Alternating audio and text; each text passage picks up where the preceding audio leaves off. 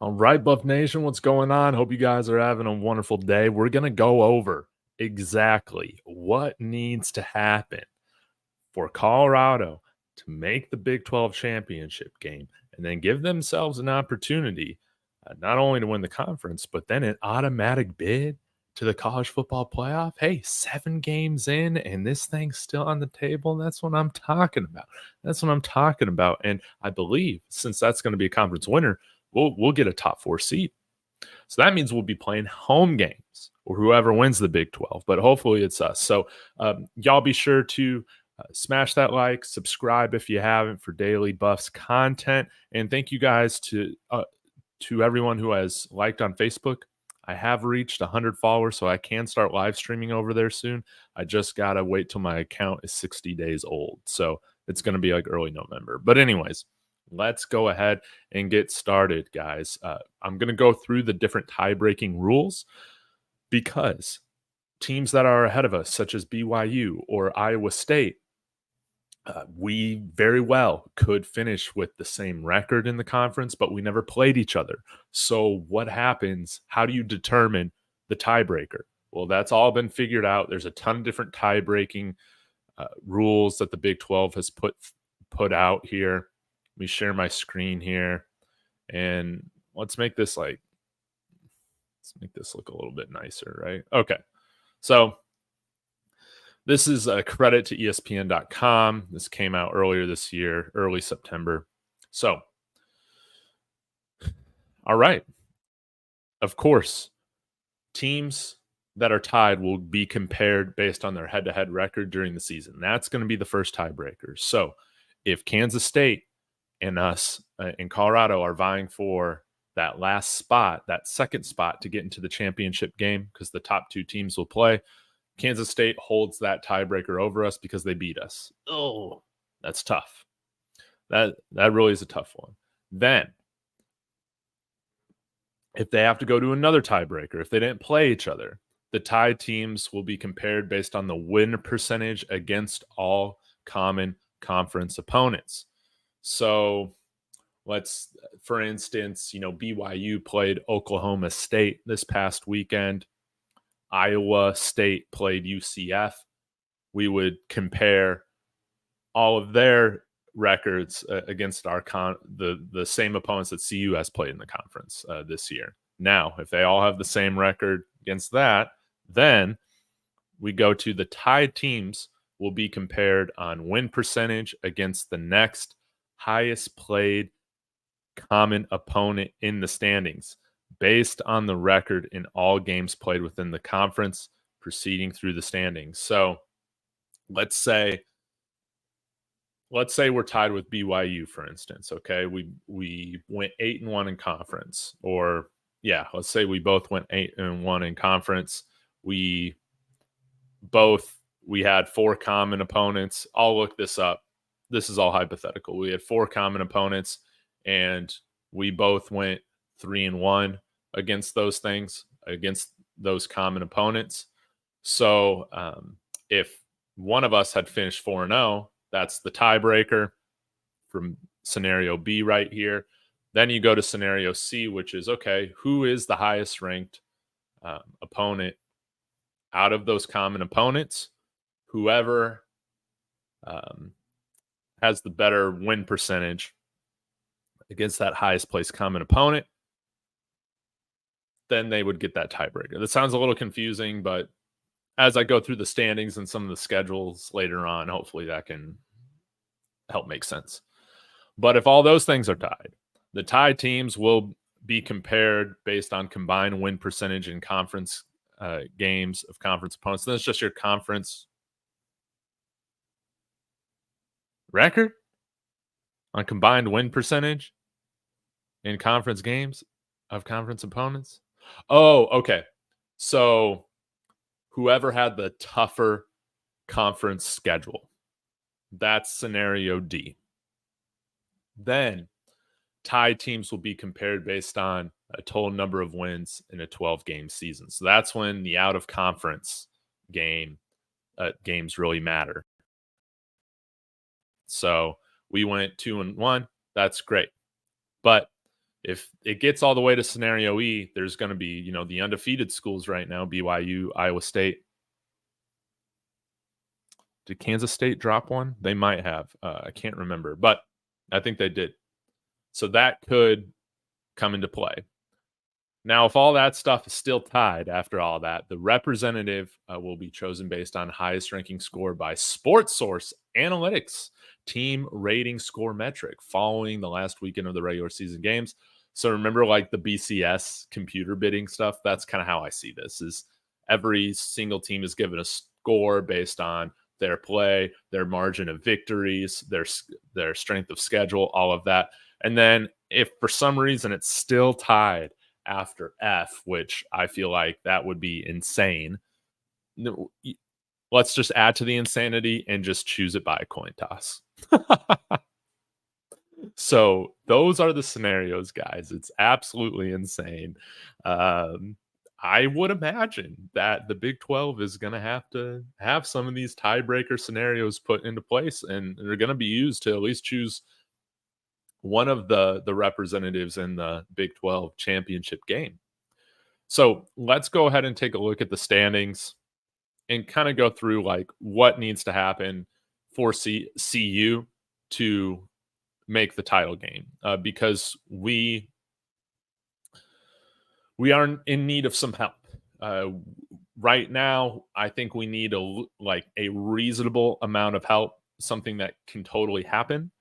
Now, if we drop another conference game and we end up finishing 7-2 in conference, we're going to need a heck of a lot of help. But I think right now, with one conference loss, if we take care of business and win our next 5 games, I think that does put us in a really good place to make the conference title game, even with Kansas State holding that tiebreaker over us. So what we need, of course, anytime, guys, I'm sorry to my BYU friends, but we got to be rooting against BYU every chance we get now, okay? They got to start dropping games. Same with Iowa State. Those guys got to start dropping games. They got close this past weekend. Neither of those teams could finish them off, but that is ultimately what we need. BYU and Iowa State, they are in control of their own destinies right now. If they win out, both of them will be in the conference title game. Now we can go through here in just a minute what the common opponents are that CU has between BYU and Iowa State. Because everybody else that's kind of left in the race right now, in the hunt, we have played. So we know that Kansas State, they're going to have the tiebreaker over us. We have a big opportunity not only to continue to handle our business, but have the tiebreaker over Cincinnati, getting a victory this Saturday with them coming into town, on ESPN late night. Get your coffee ready. And then also after our bye week, I believe we have Texas Tech. So it's going to be important to get those victories. Not only does that drop them in the standings, but then if something crazy happens, we still hold a tiebreaker over them. So the head-to-head here is very important. But let's go ahead and look at and see if we have common opponents here.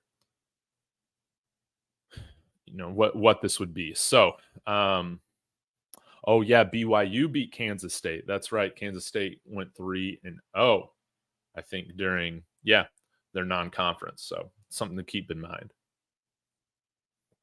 So what's really great is that right now we have a lot of common opponents with BYU. The bummer is that they've beaten them all. So they got a few more left. So UCF this weekend, then Utah, and then Kansas. I think BYU could beat all those guys, right? I mean, they're number one conference right now for a reason, but they are totally gettable. We saw that yesterday or last weekend against Oklahoma State. But right now against common opponents, we are 2-1 and they are 3-0. So we need them to start dropping some games. And if we tie with them, like let's say we both have the same record against common opponents, BYU actually holds the tiebreaker over us, because let's just say Kansas State ends up, fairly high in the rankings. They'll probably end up higher than any of our other common opponents. They beat Kansas State. We lost to Kansas State. So they would hold the tiebreaker over us in that scenario. Bummer. So we need Kansas State, obviously, to lose. They're a big thorn in our side, us losing to them a couple of weeks ago. So, yeah, but hopefully they can start dropping some games, and then we don't even have to go through these scenarios. So that's BYU. Let's take a look at Iowa State, team that we don't play.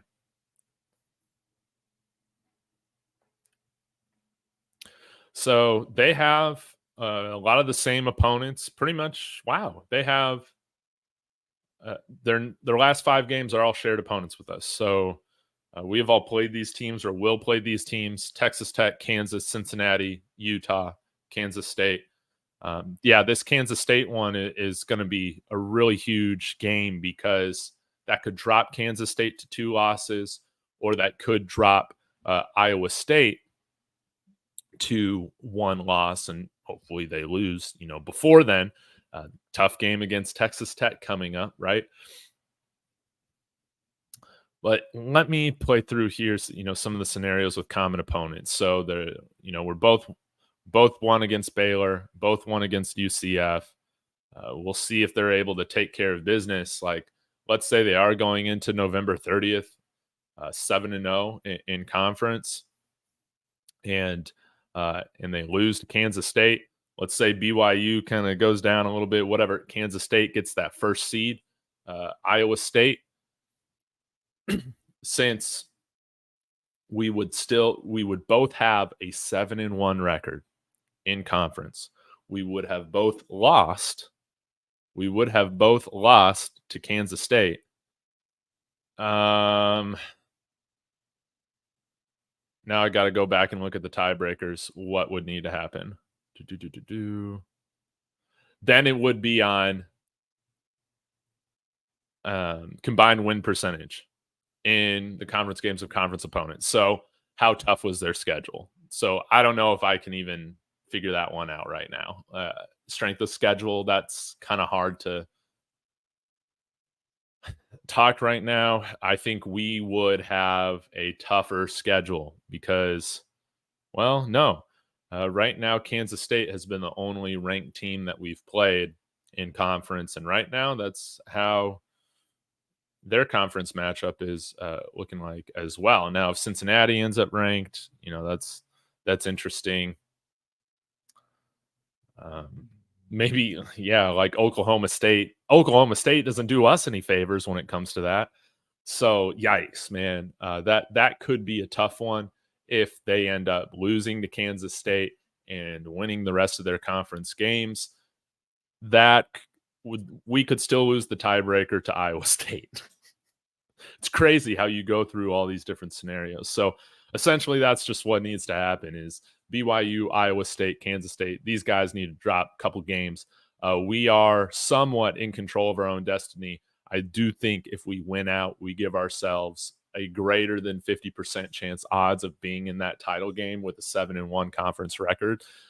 But again, we can't get too far ahead. But this stuff is really fun to talk about.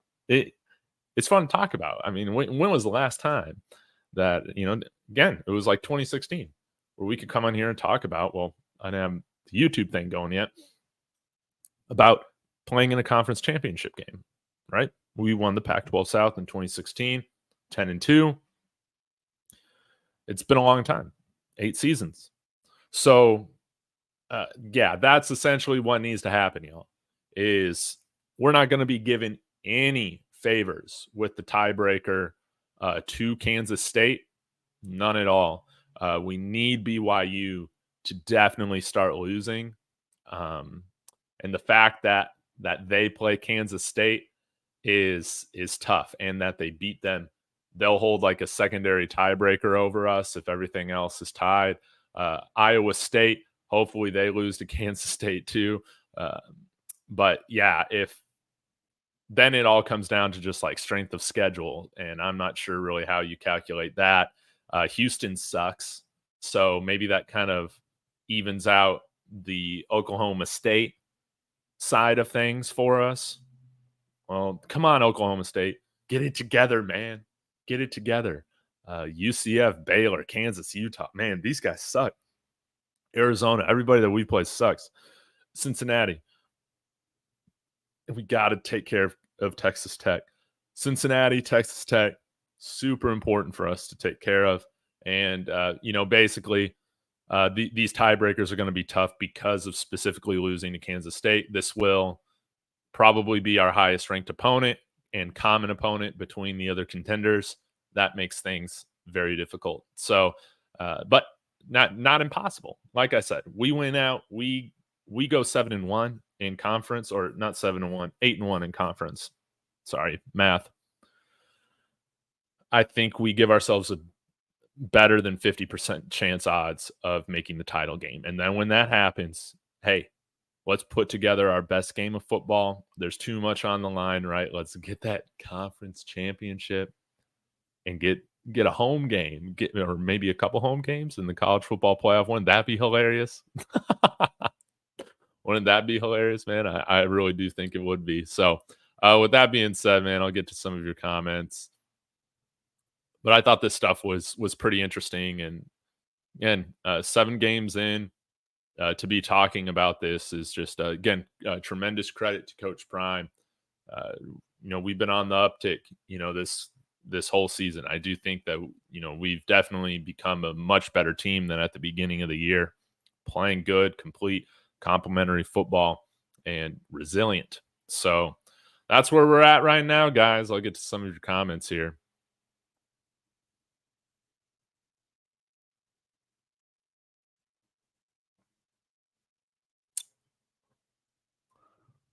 All right.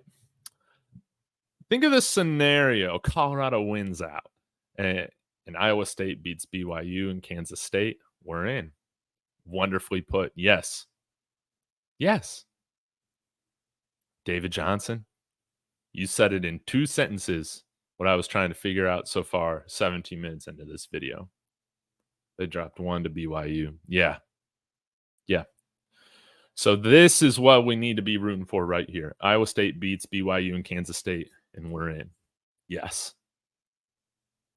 BYU or Iowa State is undefeated, so you ain't making the playoffs. Yes. That is going to be really tough to overcome, because then you need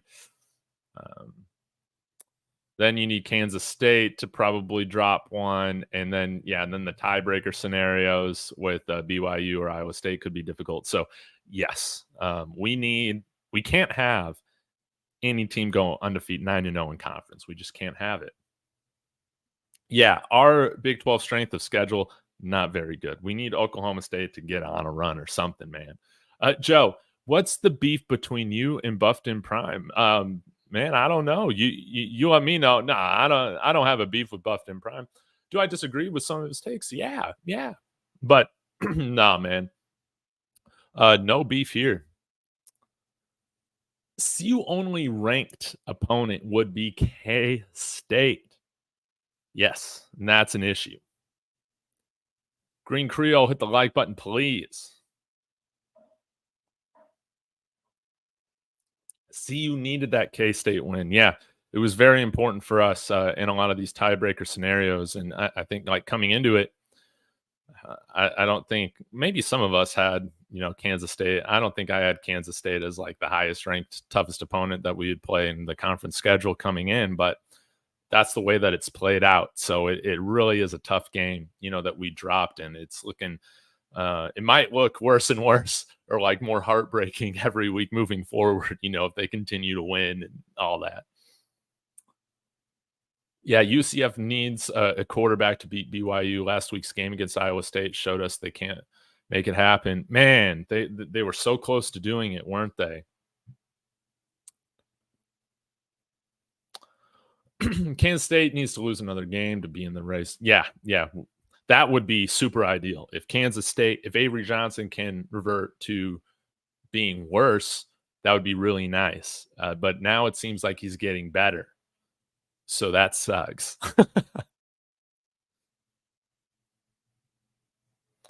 Oh, I thought Iowa State plays BYU. Do they not? Let me go and check. If Kansas State loses one game, then we would be over them because we have one conference loss and they would have two. Yes. So if Kansas State can drop to go to 7-2, super ideal for us. Then the tiebreaker, as long as we take care of business these next 5 games, it doesn't even matter. It doesn't even matter. Let me go and check and make sure that Iowa State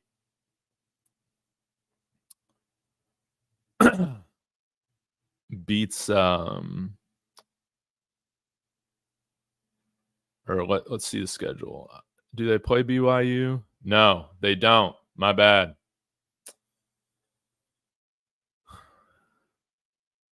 So yeah, that kind of sucks. Iowa State plays Texas Tech next and Kansas State to close out the season. BYU has UCF next and Arizona State, second to last game. Hopefully, Arizona State's QB will be back. Yeah, Sam Levitt. How about that? One of the best stories in the Big 12, of course, outside of Colorado, BYU. I think it has to be Arizona State, man, with what Kenny Dillingham's doing. You lose the star quarterback to blue chip quarterback to Georgia. Rashada transferred out there, and you're wondering like what the heck's going on. Nah, man, they said, you know what, we'll just plug Sam Levitt back in and play the whole offense through Scadaboo and go win some games, man. And they play a really fun brand of football as well. Really happy for Arizona State fans. They have been long suffering. Kansas can play spoiler against Kansas State this weekend and Iowa State next weekend. Oh my God, please, please. So, guys, we are Kansas Jayhawk fans until we play each other, right? Go Kansas. That's huge. Let me take a look at their schedule here really quick.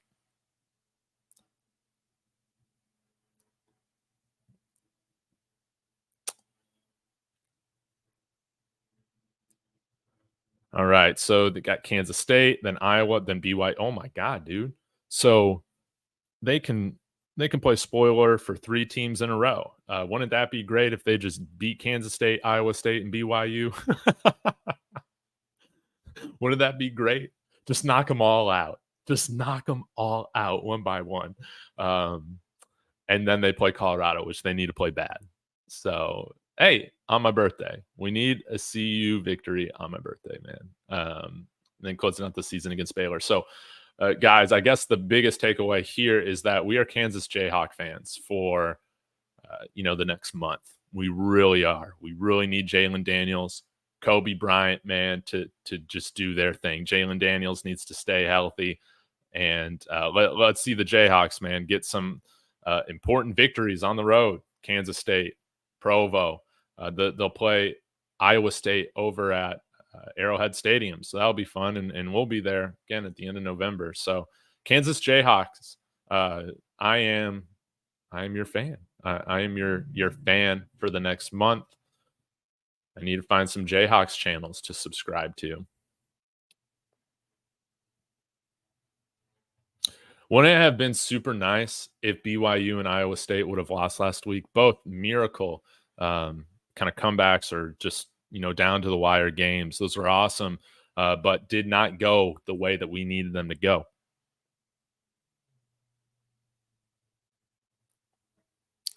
Brian, who's going to bring in more money? Let's keep it 100. Yeah, can we get some favor with the refs? That would be beautiful. Now they should have known what was going on with that pass interference at the end of that Kansas State game, man. Then we're around midfield, right? Maybe a little bit inside enemy territory, and who knows what happens at that point. But yeah, I really I think looking at the greater college football playoff landscape, I mean, we're going to need a lot of opponents or a lot of ranked teams to just start going on a big dive. I do think, I do think if Colorado doesn't get to or win the conference championship game, I think it's going to be tough to still get into the college football playoff, but we are like one of the most watched, if not the most watched, college football team right now, and uh, I think that our odds could be a lot better if they didn't have that automatic G5 qualifier right now. I think it's the dumbest thing. So yeah, Boise State or Army, one of those teams is going to take one of these Power Four team spots, just to see him get blown out, most likely. So that kind of sucks. Hopefully they can go to like 16 teams or 18, and then the G5 spot isn't as big of a deal. But yeah, I think the Big 12 probably only gets one team in, and it's going to be the automatic qualifier. You got to win the title game. Yeah, man. The loss to Kansas State, it's going to be a thorn in our side until they drop another game. So let's hope. Let's hope.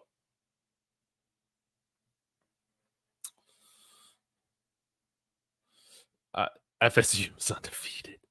Yeah, FSU was a weird case though. Like there was some weird stuff, that happened with the SEC with both Alabama and Georgia. Of course, Texas lost and all of that, but that they made the right decision not putting FSU in there just because like there's their quarterback tore his ACL. That was a terrible offense. It was a terrible product.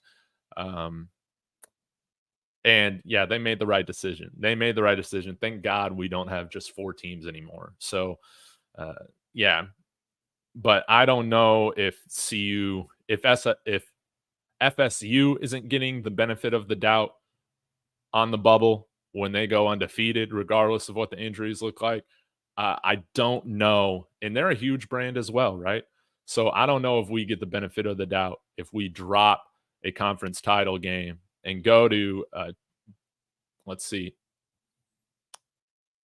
like 10-3 on the year. I don't know if we get the benefit of the doubt. But yeah, even if we don't make the playoffs and still go 10-2, that's a wonderful season. Yes, dude, that's like A plus plus plus plus. A plus, A plus in my mind is 8 wins and above. So if we can go 10-2, are you kidding me? Are you kidding me? Incredible.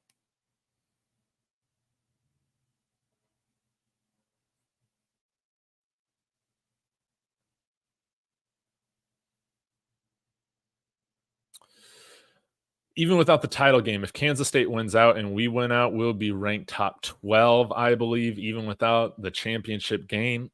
Let's take a look. Let's take a look at the rankings.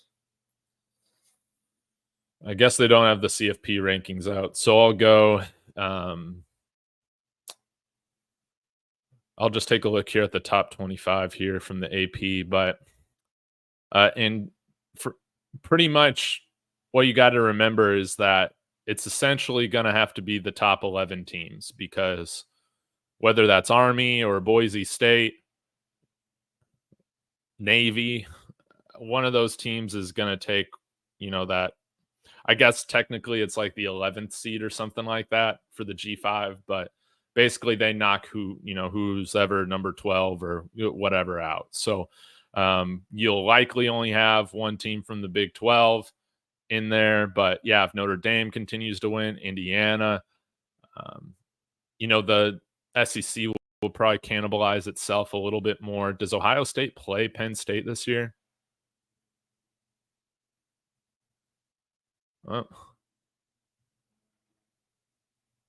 Oh yeah, they do here in a couple weeks. So yeah, maybe there is an opportunity to still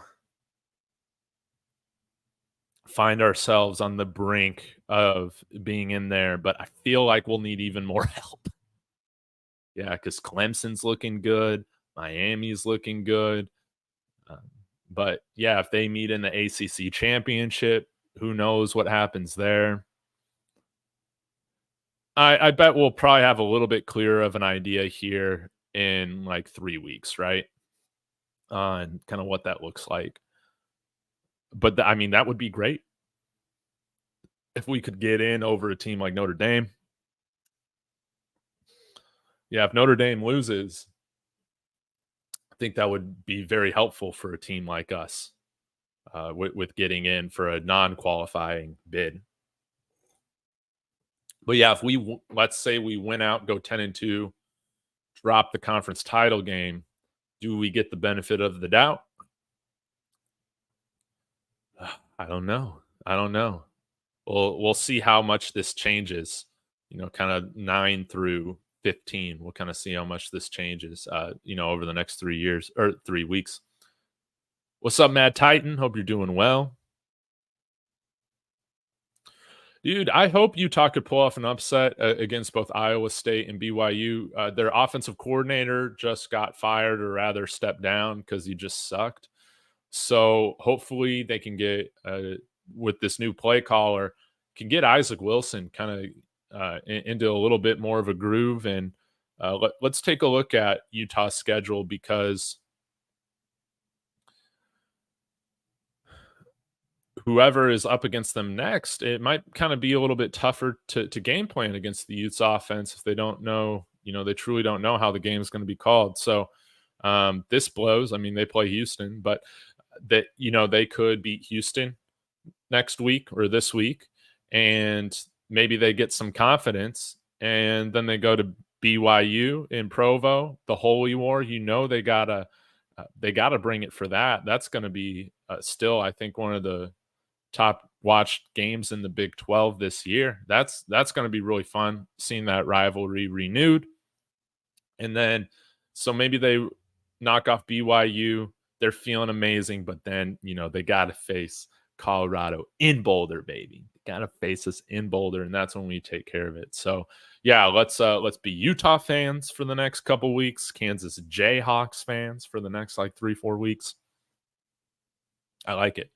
Or I guess they get a bye after Houston too. So if they come out strong, which I imagine teams under Kyle Whittingham do, this could really benefit them, having a bye right before the Holy War.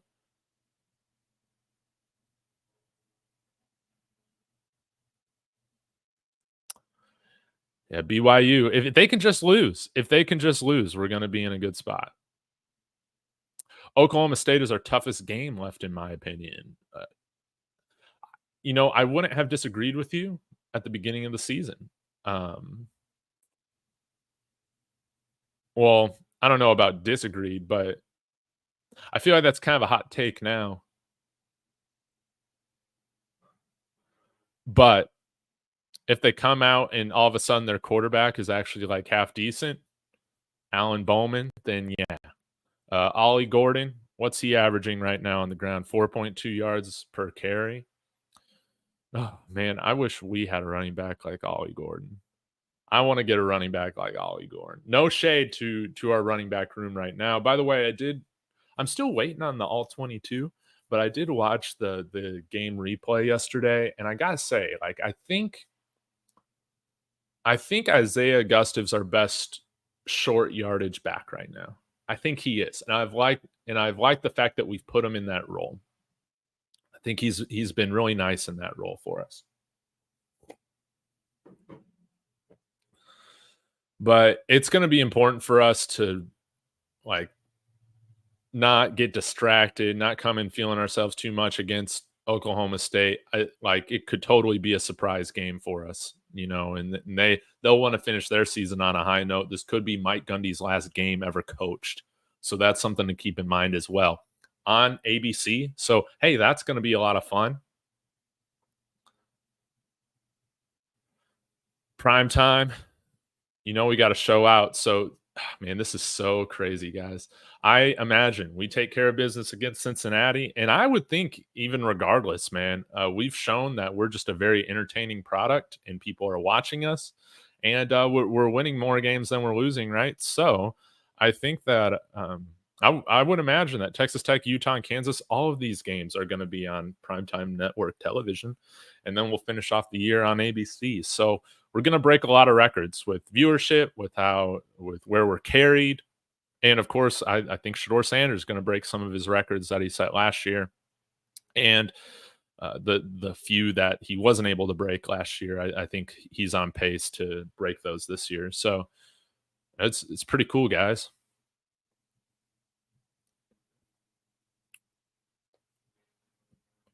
Let's see if they got anything on here. This is all SEC stuff. Don't care. Don't care. Yeah. Long shots. So we are at 5.1%. Interesting.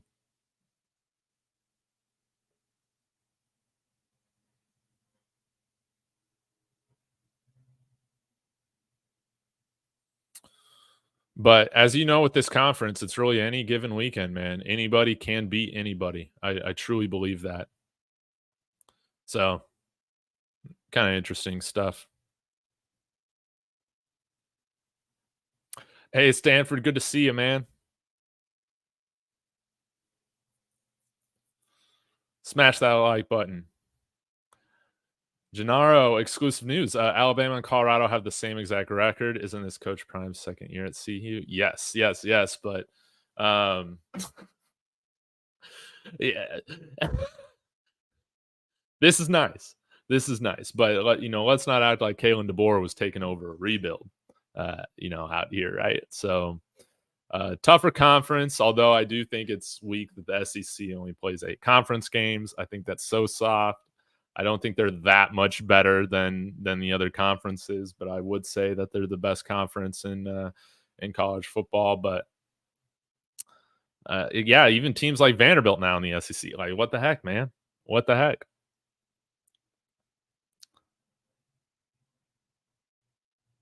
But yeah, wouldn't this be fun to see Colorado versus Bama? Oh, man, that would be a treat. It would be nice if FSU could get their stuff together because in a scenario in which we don't make the college football playoff, wouldn't that be so fun to have a Florida State Colorado bowl game?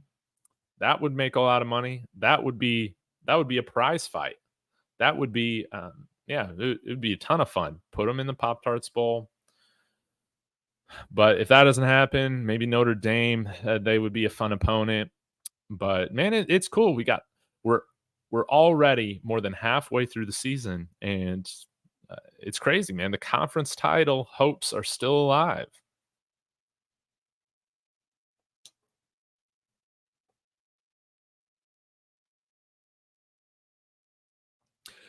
I think these top two, I guess that's being BYU and Iowa State, have shown a lot with these small margin wins. They can be beat if a team can limit mistakes.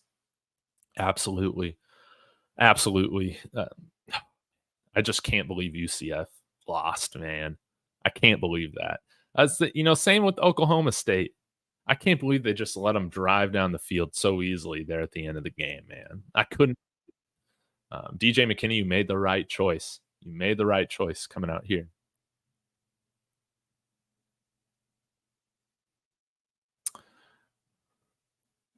That's right. Everybody wants a running back like Ollie. Yeah.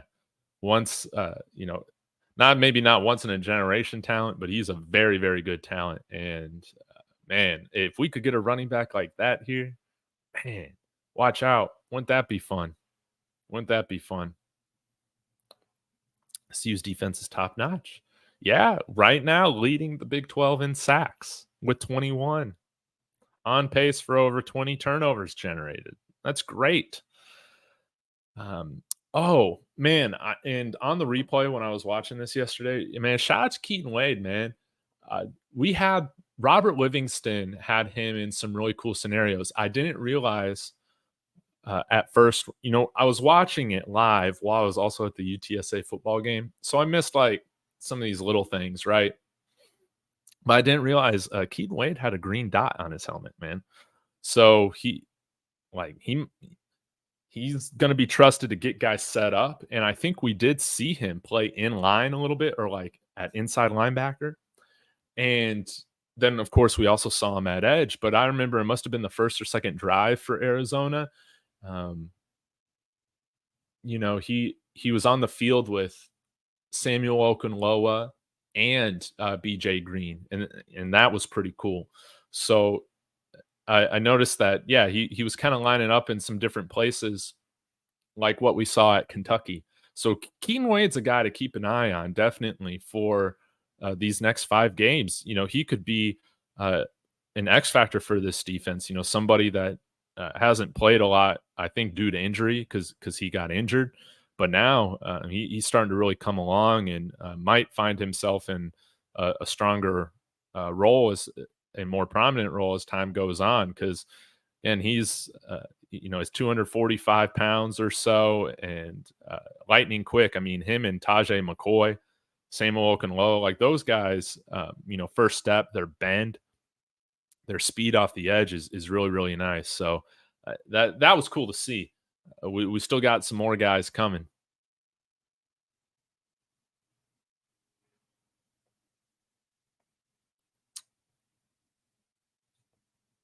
Now, CU's original homecoming game, I think, was Cincinnati, but it actually got moved this spring to it was Baylor. It was Baylor when we opened up conference play.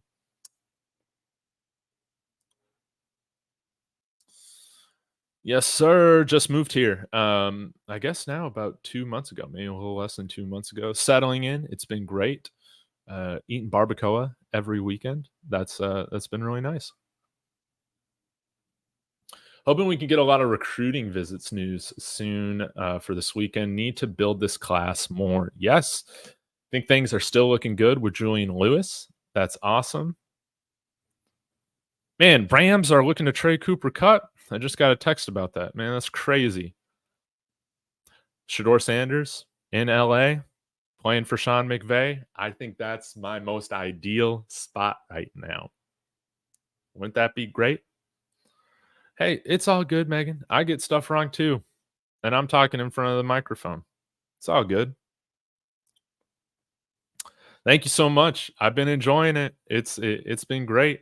I already got my first speeding ticket. Cops love to hand out the speeding tickets down here, I feel.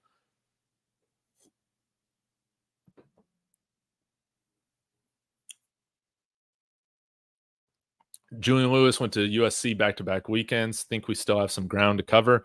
Yeah, let's hope USC continues to lose. That's nice. And if we can flip Carde Smith, right tackle, coming to visit this weekend.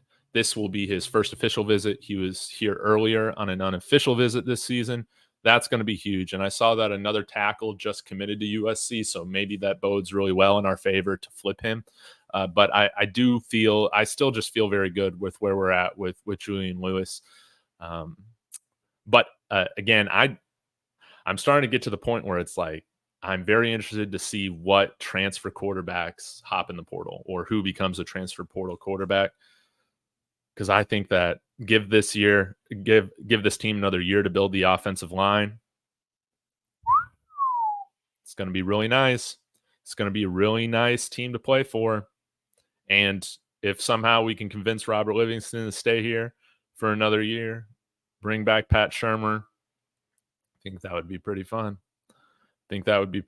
So, the ideal thing is Shador Sanders goes to the LA Rams. Sean McVay is doing his thing. He won't want to bring Pat Shurmur on, right? Right. He'll say, man, I got it here. It's all good. Pat Shurmur's like, yeah, I like staying in college anyways. Have him stay here for another little bit. Continuity on the coaching staff and the offensive line, I think, is going to be really helpful. And Jordan Seaton's playing fantastic. He's been great as a pass protector. He'll continue to get better in the run blocking as he continues to go along in his career. But he's been fantastic. He'll be a freshman All-American and definitely projecting to be that first-round pick right now.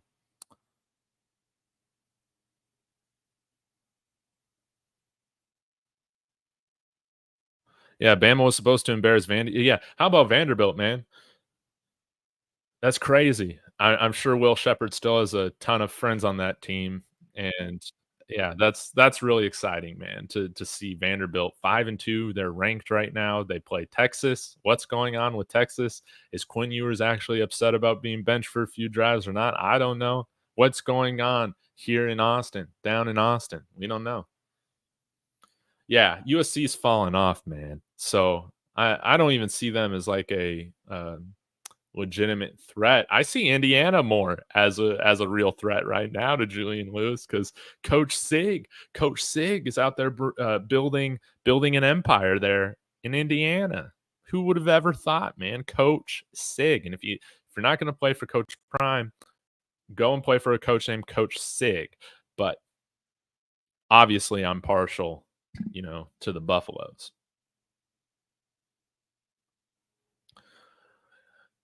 Yeah, the Virginia Tech quarterback. Is it Drowns? He's awesome, man. That would be pretty fun to see. Yeah, and just have a quarterback that can be accurate, good pocket presence, and man, who was it? I'm trying to remember. They said Dave. They listed all these bust quarterbacks that were like super tall, but just be 6'1" or higher, man. I'm not really going to complain if you can see over the line somewhat, right? Just don't be 5'10". I don't want to be bringing any of these 5'10" guys over here. I think Julian Lewis is at 6 feet or 6'1", right? He's not 5'11", right? He's not 5'11", right? Because I want somebody to see over the line.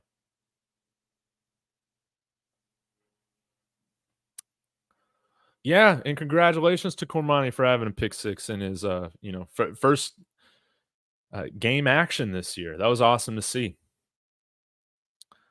Select. Oh yeah. He's Drones is one of those select QBs, and you got to think that we have a great relationship with select QBs. So he'll bring us another guy, right? Bring us another guy. And we could have like a really nice running attack if we get a more mobile quarterback. Yeah, like Jalen Hurts. Jalen Hurts. Now, not a Heisman winner, right? But wasn't Jalen Hurts a Heisman finalist? Or was he not? Oh, yes. He was a Heisman finalist playing for Oklahoma. And Joe Burrow beat him out, rightfully so. I think that would be a lot of fun, man. It would be great to have because again, having a quarterback like Shador, it's going to be hard shoes to fill no matter what. But it would be nice. You're probably not going to be the passer out the gate that Shador is, regardless of who it is. So it'd be nice to kind of balance that out a little bit with being a little bit more of a threat on the ground. And you could truly run a lot more of that zone read stuff. I feel like our rushing attack would be so much better, with that involved, obviously. When you always have to account for two rushers in the back, that's always going to be tougher to defend the running game with. So, yeah. DJ Lagway, that could be another interesting one, from the Dallas area, I believe, which is obviously where Prime was coaching before Jackson State and where they're all at. So I wonder if he's coached against him or, any of that. I'm sure they've met each other. Like I would imagine. So we'll see what happens with Billy Napier. If somehow he's able to keep his job, I don't think so. We'll see who they bring in at Florida. But he could be somebody that jumps in the portal. Totally. And again, if Shador goes like number one overall, I think right now he's in prime position to be that top quarterback off the board. Again, this goes a long way with recruits. Say, man, playing in the SEC is nice. Like, let's say the money is all the same, because at the end of the day, the money is what can matter the most. I know it kind of changes depending on who the person is, but let's say the money's around the same. Why go to the SEC, man? If you can light it up in the Big 12, a really exciting conference, a really fun brand of football, I think overall, and get drafted, as that first quarterback off the board. If Shador can do it, other quarterbacks, talented quarterbacks, can come here and do it as well. I do think that the SEC is a little overrated when it comes to that. I do. Again, you see what happened with Jalen Hurts, coming out from Alabama to Oklahoma his last year. Granted, Oklahoma's SEC now, but at the time, Big 12, and it's just a more wide open, pass heavy game, and it's a lot of fun. See, and Jermaine, this is what can't happen, man. For me, this would be so hard. Do you see what I got right here? Do you see what I got right here? Now the Raiders, okay, the Raiders would be cool, like from a branding perspective. Like, I think it would be awesome, right?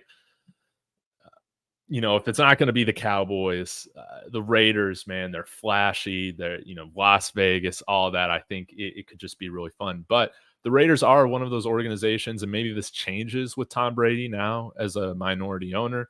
Um, they just haven't been a well run organization, similar to the Browns, similar now, to the Carolina Panthers under this new ownership. The New York Jets, like the Jacksonville Jaguars. Like, those are all teams that are just managed poorly, and I think it starts up top with Mark Davis, who I don't think is a good owner. But it would be exciting nonetheless. But for me, I would love for Shador to go to a place with ownership that is at least somewhat half decent. The Cronkies, they're a good sports business family.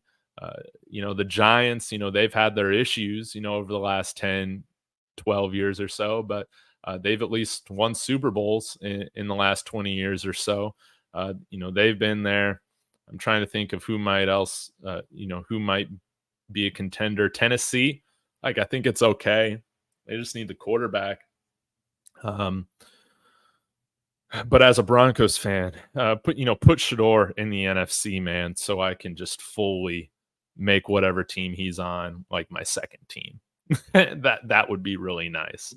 But I want to see Shador have a lot of success, and I think that we've seen that ownership, stability, all that has a huge impact on if these quarterbacks are able to kind of reach their potential once they're drafted. Yeah. But I'll be excited if he goes to the Raiders, but man, that's gonna be I'm gonna be a house divided. I'm gonna be a house divided here in this little corner of my office.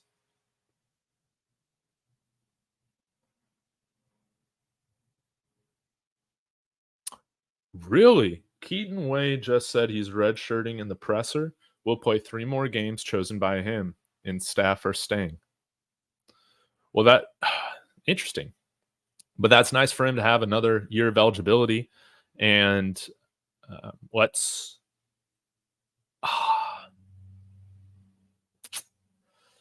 let's keep him for our toughest games then. I want him to play against Cincinnati. They'll say that. I want him to play against Cincinnati and Texas Tech. So that's 2. Then we'll see where we're at after that. So, guys, I got to hop to a meeting. Thanks so much for chilling with me during my lunch break. Really appreciate all y'all. Be sure to smash that like and subscribe. Leave your thoughts in the comments below. And again, thank you guys for liking the page on Facebook. I'm over 100 likes on there now, so that's awesome. If you guys still want to do me a solid, get in the description like that. But here, November, my profile will be old enough to where now I can live stream on there. So again, guys, thanks so much. Appreciate it as always. Go Buffs.